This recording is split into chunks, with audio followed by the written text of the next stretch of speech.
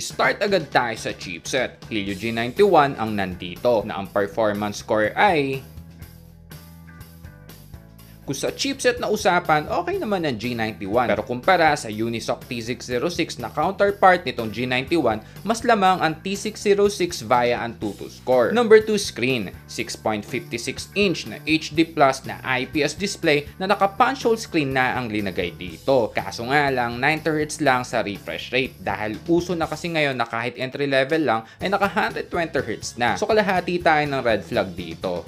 Number 3, memory and storage. 8256 na variant itong rini-review natin. For sale ito ngayon ng 5,699 pesos. Green flag yan kasi yung 5,699 pesos, meron ka ng mataas na storage at RAM. Pero binawian nga lang tayo ng flash memory kasi eMMC lang ang linagay dito. Kasi meron naman mga entry level lang pero naka UFS tulad ng Intel P65 at ZTE Blade A72S. Meaning pwede naman talaga sa entry level. Number 4, battery. Standard na 5,000 mAh ang nandito. Supported din ng 18 watts. So green flag tayo dito kasi yung iba ay naka 10 watts pa rin. So nag-charging speed test ako dito. Nag-start ako sa 23%. Full ito ng 1 hour at 31 minutes. Number 5, claim/features. Sa color na white, nag-iiba ang kulay niyan pag natatapat sa sunlight.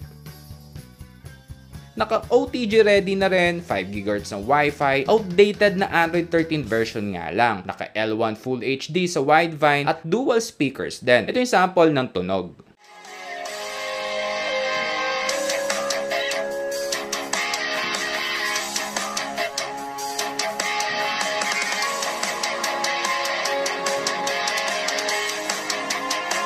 Number 5, camera. Ito yung sample ng selfie.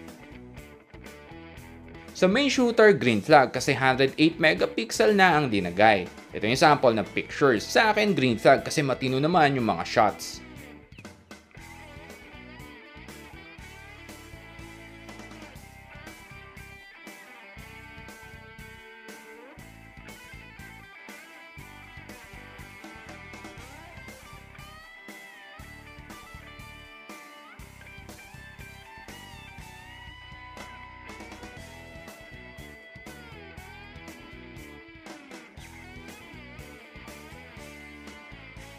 Meron din yung dual video, yan yung sabay yung front at back na camera. Pero napansin ko lang walang stabilization.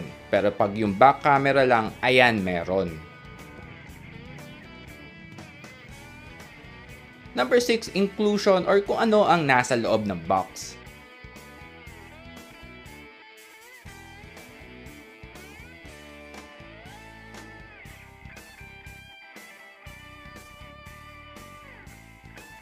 Dito na tayo sa last part itong conclusion. Tanong natin, sulit ba para sa 5,699 pesos? Para sa akin, yes. Category talaga nito ay entry level. Pero siksik naman sa specs. Di perfect pero meron ka ng malaking storage, 8GB of RAM, decent camera, G91 na chipset. Malaki ang potential ng chipset nito pag tumagal or kung na-optimize na. Sa ibang sikat na brand yung ganitong presyo, 464 lang ang ma-offer sa'yo. Swerte na kung mas malaking storage.